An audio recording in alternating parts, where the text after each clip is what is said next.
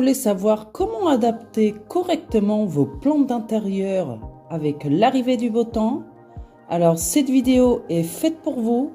Restez jusqu'à la fin, c'est parti!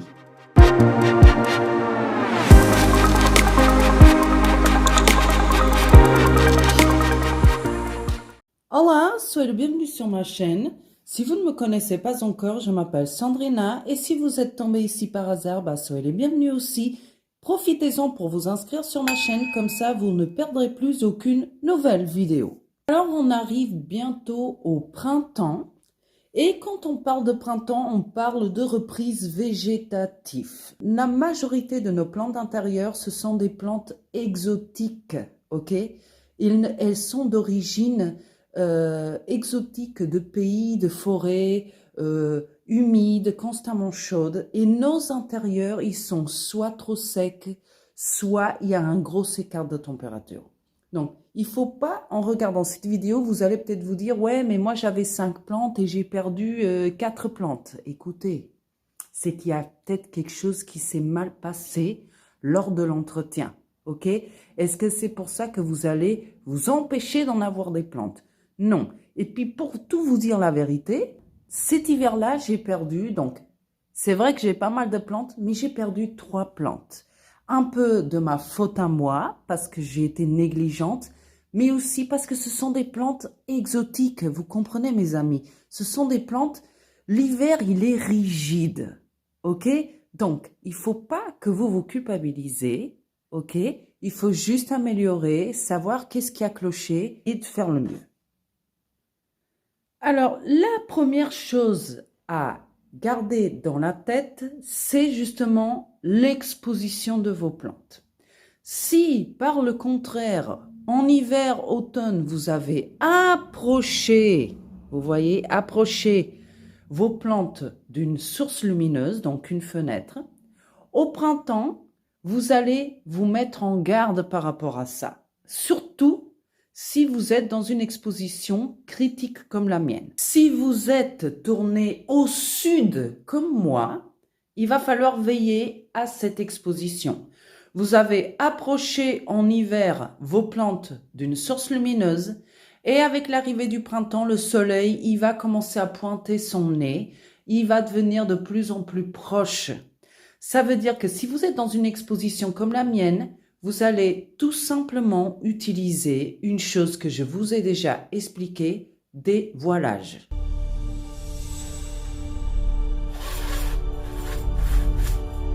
Alors, le fait d'utiliser les voilages va couper les rayons directs du soleil. Ou soit vous allez, vous voyez comme moi je fais, écarter un tout petit peu les plantes qui sont devant la fenêtre. Alors, un point à tenir en compte avec l'arrivée des beaux jours, donc du printemps, c'est l'arrosage. Pourquoi? En hiver et en automne, on a diminué la quantité d'eau qu'on a mis dans nos plantes. Et pourquoi cela? Parce qu'il y a beaucoup moins de lumière, de soleil. Plus on a de lumière, plus on a de chaleur, de soleil, plus le substrat il va sécher vite. Et en hiver, ça n'arrive pas. Les substrats ont beaucoup plus longtemps humides, en dépendant de l'endroit où vous vivez et de l'exposition que vous avez, bien évidemment. Mais ça prend plus de temps. Donc, en sachant qu'on n'oublie jamais ce que je vous ai expliqué, d'enfiler le doigt dans le substrat. Vous voyez, le mien, il est archi sec. Moi, j'aime bien la mettre ici. Alors, en sachant qu'attention, c'est juste pour vous montrer. Normalement, on n'arrose pas une plante avec l'eau du robinet, en dépendant encore une fois de l'endroit de la région où vous habitez.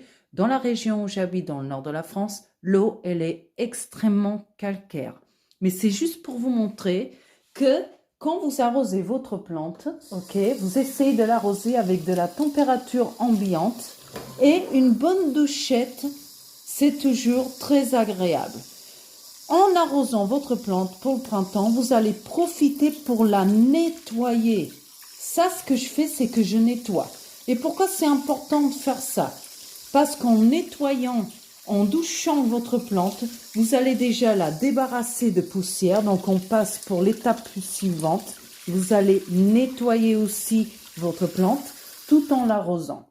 Si on parle par exemple d'une plante comme ce ficus, alors vous allez procéder à un arrosage là-bas dans la motte et vous allez profiter, pourquoi? Pour nettoyer ces feuilles, ok, le devant et le revers, parce que ça va nettoyer, retirer les excès de poussière et en même temps, ça va faire un gros nettoyage. Si vous avez, ce n'est pas le cas, mais si vous avez des feuilles qui sont sèches, celles du bas, c'est normal, c'est des feuilles anciennes, vous les retirez aussi, vous faites un gros nettoyage. On ne laisse pas des feuilles pétrifiées tomber dans les substrats parce que ça fait l'avancement de champignons, c'est pas bon du tout. Quand on parle d'autres plantes, comme par exemple celle-là que vous avez en face, donc un pothos marble queen, c'est la période idéale pour faire quoi? Bah, tout simplement pour faire des coupes dans vos plantes. Donc, il ne faut pas que vous vous dites « Ah, j'ai peur, je vais massacrer ma plante ». Vous n'allez pas massacrer. Et pourquoi le printemps, c'est la période idéale?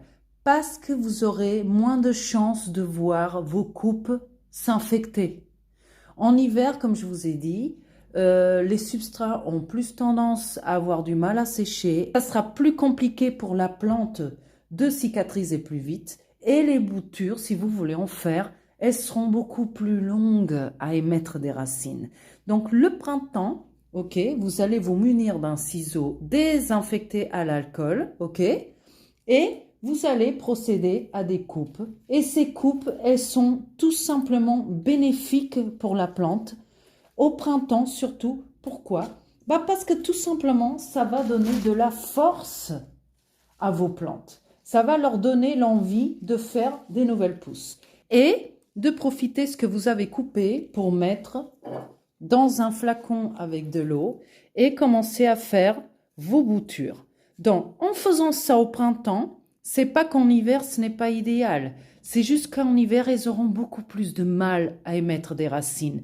Et si vous le faites avec l'arrivée du printemps, vous verrez apparaître des racines beaucoup plus rapidement que si vous le faites en hiver. La question concerne le rempotage. Oui, parce qu'en hiver, si vous avez assisté à la vidéo que je vous parle de comment préparer les plantes d'automne-hiver, je vous raconte dans cette vidéo que le mieux, c'est de ne pas rempoter pendant les périodes d'hiver. Est-ce que c'est interdit? Non, ce n'est pas interdit. C'est juste qu'en hiver, les plantes d'intérieur n'auront pas assez d'énergie, ok, pour accumuler beaucoup de manutention autour des racines. Parce qu'elles émettent beaucoup moins de racines, ok? C'est jusqu'au printemps, c'est l'idéal, parce que justement, c'est le développement racinaire, des feuilles, des boutures. Rempoter une plante au printemps, c'est la meilleure façon de acclimater votre plante parce qu'elle va avoir du substrat frais avec de nouveaux nutriments et elle va être capable de se développer beaucoup mieux dans du terreau frais. Quand on parle de rempotage, on parle de nourriture pour une plante.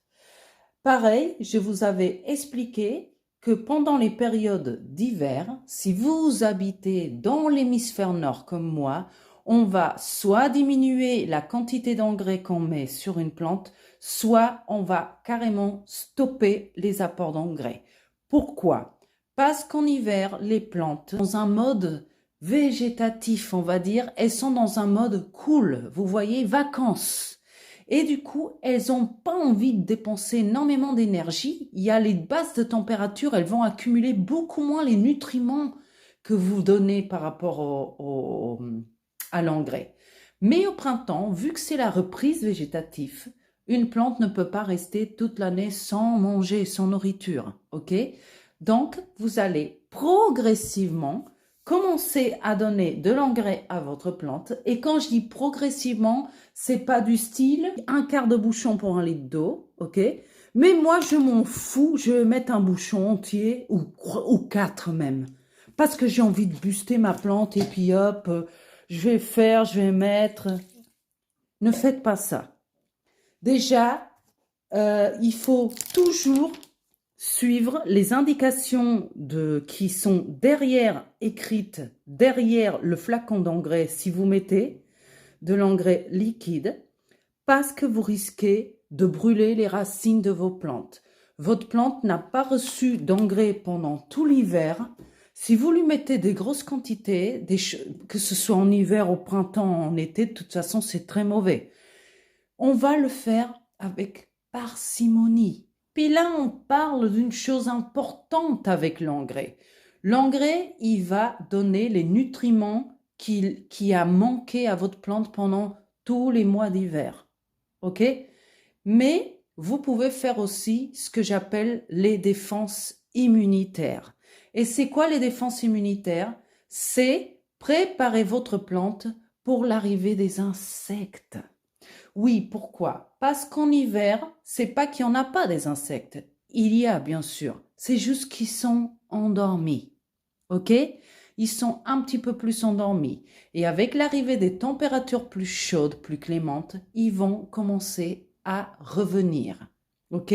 On va avoir la tendance de laisser les fenêtres beaucoup plus ouvertes pour aérer. C'est comme ça qu'on a l'existence de parasites qui viennent se loger sur nos plantes. Donc, moi, je préconise que vous fassiez un traitement qui n'est pas un traitement, on va dire, pour éradiquer quoi que ce soit, ok? C'est un traitement que j'appelle préventif. Moi, j'aime bien pulvériser avec l'arrivée du printemps le feuillage des plantes qui aiment bien justement recevoir de l'eau. Ce n'est pas valable pour les cactus et les succulentes, ok? Elles n'aiment pas être aspergées d'eau. C'est de l'huile de neem, ok? Pourquoi j'aime bien utiliser ça? Parce qu'il y a une couche qui va se loger sur la feuille et qui va protéger vos plantes contre les attaques de certains insectes comme les pucerons, les cochenilles et même des thrips. Ou alors, je utilise ces espèces de petites cartes bleues qui sont gluantes, ok, que vous pouvez trouver en jardinerie. Alors, la mienne, elle est bleue, mais il existe en jaune. Dans chaque pot, avec la pulvérisation de l'huile de neem, ça va garantir au moins une prévention contre des attaques parasitaires à votre plante. La dernière astuce concerne avec le fait de sortir nos plantes d'intérieur à l'extérieur, ok?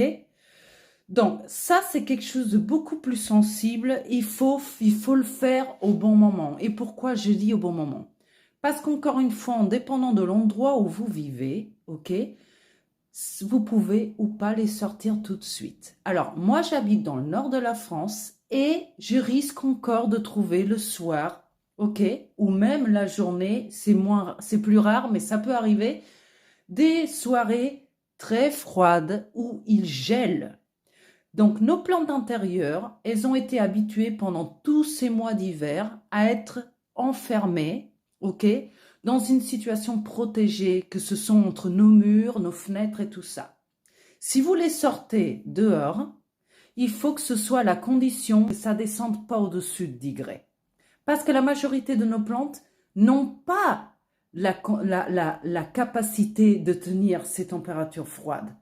Tant qu'il y a énormément d'écart entre la journée et le soir, vous ne sortez pas vos plantes. Nous voici arrivés à la fin de cette vidéo. J'espère qu'elle vous a plu. Et profitez-en pour laisser votre like. Parce que comme ça, je saurai que mes vidéos vous plairont. Et profitez-en pour partager avec de la famille, des amis. Et si vous n'êtes pas encore abonné, s'il vous plaît, abonnez-vous parce que je vais faire beaucoup plus de vidéos. Donc, je vous dis à très bientôt, à la prochaine vidéo et bye!